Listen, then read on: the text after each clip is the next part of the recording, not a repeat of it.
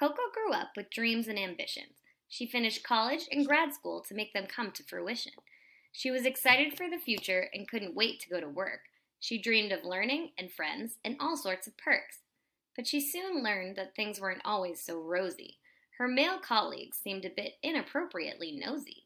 But nosy is too kind for the behavior they displayed. It was more like disrespect and harassment from these bold renegades. She noticed it happened in many situations, in the kitchen, in the break room, and even the train station. Here are some examples so you can understand and know how to spot when this is someone's brand. One day at lunch, Coco was starting to crave, so she heated her food at the microwave. All of a sudden, she felt a whack and realized her bottom was under attack. She turned around, too stunned to gap, and saw him holding the lean cuisine that had delivered the slab. She looked up and caught him dead in the eye, with tears shining but not willing to cry. Coco got her hair done and loved how it looked. A funky new color. It was one for the books. She overheard a conversation, but the details were hazy, so she moved closer to hear. Women who dye their hair, those bitches are crazy. It was the male colleague she'd recently called out. He didn't seem to do much, but had lots of clout. Now here he was, making her not seem credible. It was tough to swallow, definitely inedible.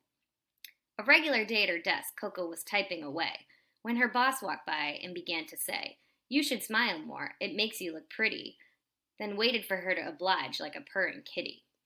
Coco knew her worth wasn't reflected in her pay, so she scheduled a meeting with her boss. She had something to say. She practiced in the mirror, only a bit obsessive, and was told that asking for more money was just too aggressive. Coco was at a work party, laughing with friends, enjoying a cocktail, and glad to attend. An arm snaked around her waist and gave her a fright. It was her boss, who had just arrived from his flight. She was startled and realized with growing concern this was the boss whose trust she had just earned. Now she wondered if it was because of her skills or because he was hoping she would give him a thrill. She went out for drinks to say bye to a teammate. Her boss decided to join, even though it was late. He was drinking too much and seemed unstable. Then he looked her in the eye and yelled, "I love you," across the table. Everyone was shocked and didn't know what to do. So again, Coco, the burden falls on you. "It's time to go," she loudly proclaimed, and exited through the door by which she came. Coco enjoys her work and has always been a star. The only recourse is to go to HR. But she soon learns they aren't willing to go to bat for a girl who's not important compared to a fat cat. Coco felt broken and worried for days, but decided not to give them her power or submit to their gaze.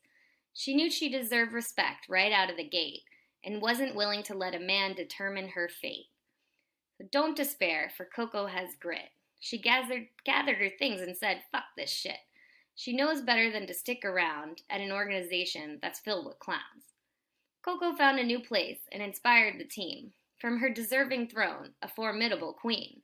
She knows that undoubtedly it's her body, her choice, and she has learned never to let them quell her voice.